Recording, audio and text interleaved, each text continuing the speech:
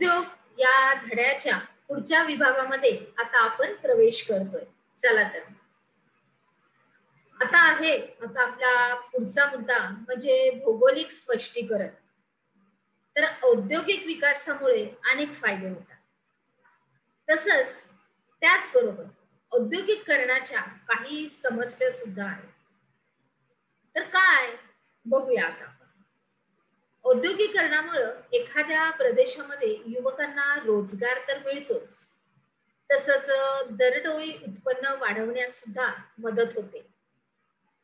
कृषी प्रधान देशाच्या आर्थिक विकासासाठी शेती उत्पादनावर आधारित उद्योगधंदे निर्माण होणं हे आवश्यक असतं. आणि अशा उद्योगामुळे शेती आणि देशाचा आर्थिक विकास हा होत असतो. मग त्याच्यामध्ये जनतेचं राहणीमान हे उंचावतं.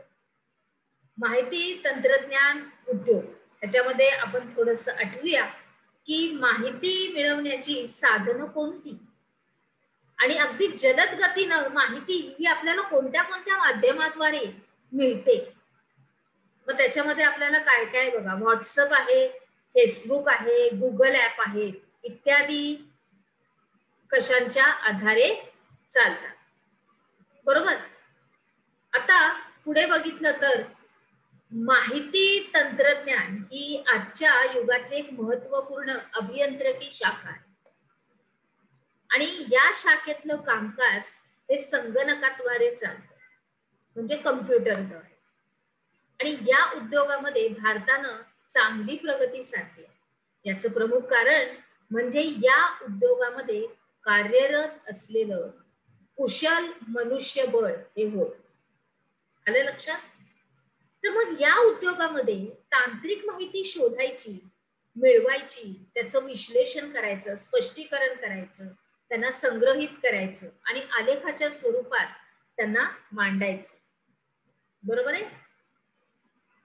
आणि आलेखाच्या स्वरूपात त्यांना मांडायचं, त्याच्यानंतर मागणीनुसार ते पुरवणं ही इत्यादी कामे केली जातात.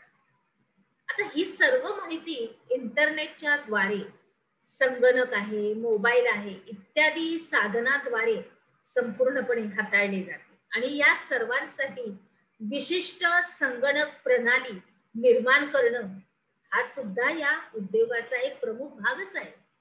आलं लक्षात? बरोबर. हे सगळं करतो आपण, त्याच्यासाठी ती संगणक प्रणाली सुद्धा आपल्या संगणकाची निर्माण करायची आपल्याला. तो सुद्धा उद्योगाचाच, व्यवसायाचाच एक भाग आहे.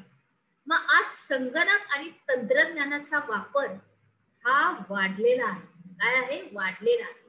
आणि नानाविध प्रकारची माहिती संगणकामध्ये संग्रहित केली जाते आणि मग तिचा जगभर वापर हा केला जातो. पुढे बघूया उद्योगांचं सामाजिक दायित्व काय. तर उद्योजक व्यक्ती अथवा उद्योग समूहाचं समाज हित हे कशावर आहे? तसंच पर्यावरण संतुलित केलेली ही कृती उद्योगांचं सामाजिक दायित्व म्हणून समजलं जातं.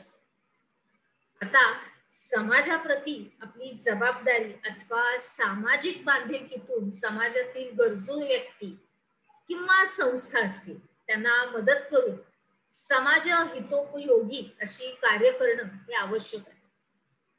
आणि मग याच हेतूनं 5 कोटींपेक्षा अधिक नफा कमवणाऱ्या उद्योजकांनी किंवा अथवा उद्योग समूहानं प्राधान्याने आपल्या नफ्यातील कमीत कमी 2% रक्कम समाज उपयोगी कार्यासाठी खर्च करावी याबाबत शासन आग्रही आहे. आणि यासाठी खालील मदतींची त्यांच्याकडून अपेक्षा असते. काय काय आपल्या त्यांच्या अपेक्षा आहेत आपल्या शासनाकडून बघा. शैक्षणिक सोयी सुविधा पुरवणं, आरोग्य विषयक सुविधा पुरवणं, गाव अथवा विभागाचा विकास करणं, निराधार व्यक्तींसाठी चालवलेली केंद्र, पर्यावरणीय विकास केंद्र इत्यादींना मदत करायची. आणि उद्योगांचे सामाजिक दायित्व या अंतर्गत कार्यासाठी केलेल्या खर्चावर उद्योग समूहांना सरकारकडून कर सवलत मिळते. काय मिळते? कर सवलत मिळते. पुढे बघूया, औद्योगिकरण आणि पर्यावरण. आता ह्याच्यामध्ये काय आहे बरं, तर उद्योगामध्ये कच्च्या मालावर प्रक्रिया केली जाते आणि त्याच्यापासून काय होतो? पक्का माल. मग अशा निर्मितीमध्ये आणि प्रक्रिया उद्योगातून काय होतं? मालाची निर्मिती होत असते आणि मग ही मालाची निर्मिती होत असताना काही अपायकारक अवशिष्ट पदार्थ किंवा प्रदूषक ही बाहेर पडतात, बाहेर फेकली जातात. पण त्याच्यामुळं काय होतं? आपला हवा, पाणी, ध्वनी आणि जमीन यांचं प्रदूषण होतं आणि अशा प्रदूषणाला औद्योगिक प्रदूषण असं म्हणतात. काय म्हणतात? औद्योगिक प्रदूषण असं म्हणतात. मग औद्योगिक ह्या प्रदूषणाला निर्माण झालेल्या पर्यावरण आणि प्रदूषण विषयक समस्यांबाबत आज जागतिक पातळीवर अगदी गांभीर्याने विचार केला जातो. कारण हवा, पाणी हे नैसर्गिक घटक आहेत. त्यांच्यावर जर परिणाम झाला तर अर्थातच आरोग्यावर परिणाम होण्याची शक्यता असते. म्हणून मग आता या उद्योगाचं स्थान निश्चित करताना स्थानिकीकरणाच्या परस्परागत घटकांबरोबरच परिस्थितीकीय घटकांचाही विचार केला जात आहे. म्हणजेच कारखान्यामुळे होणारे प्रदूषण हे नियंत्रित करण्यासाठी व्यवस्थापनानं अपायकारक अवशिष्ट आणि प्रदूषकांची योग्य प्रकारे ही विल्हेवाट लावायची. म्हणजे त्यांना योग्य प्रकारे त्यांचं निर्मूलीकरण झालं पाहिजे.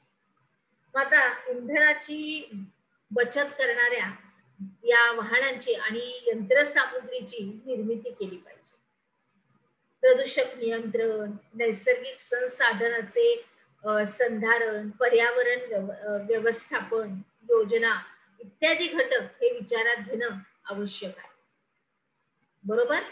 आता आपण प्रदूषणाचं पण बघतोय, काही समस्या बघत आहोत आणि त्याच्यावरती उपाय पण कसे आपले शासन काढत आहेत तेही आपण बघत आहोत. मग भारतामध्ये औद्योगिक प्रदूषण करण्याच्या किंवा ह्या रोखण्याच्या दृष्टीनं राष्ट्रीय तसंच राज्य पातळीवर काही फायदे आणि नियम केले गेलेले आहेत.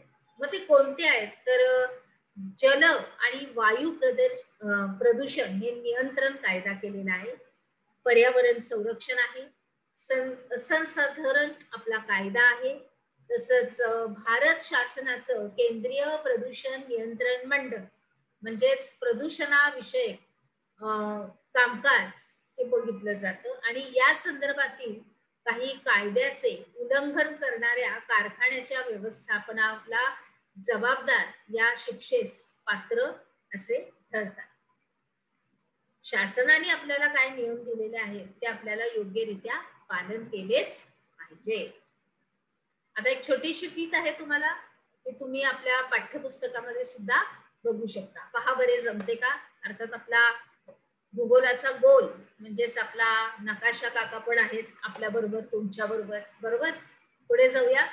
आपण काय शिकलो या अंतर्गत अचूक पर्यायासमोरील चौकटीत तुम्हाला बरोबर अशी खूण करायचे. प्रश्न तुम्ही व्यवस्थित लिहायचा आहे आणि कोणता पर्याय योग्य आहे त्याच्यावर खूण करायची. चला तर मग आता आपण आपल्या पुढील विभागामध्ये प्रवेश करूया.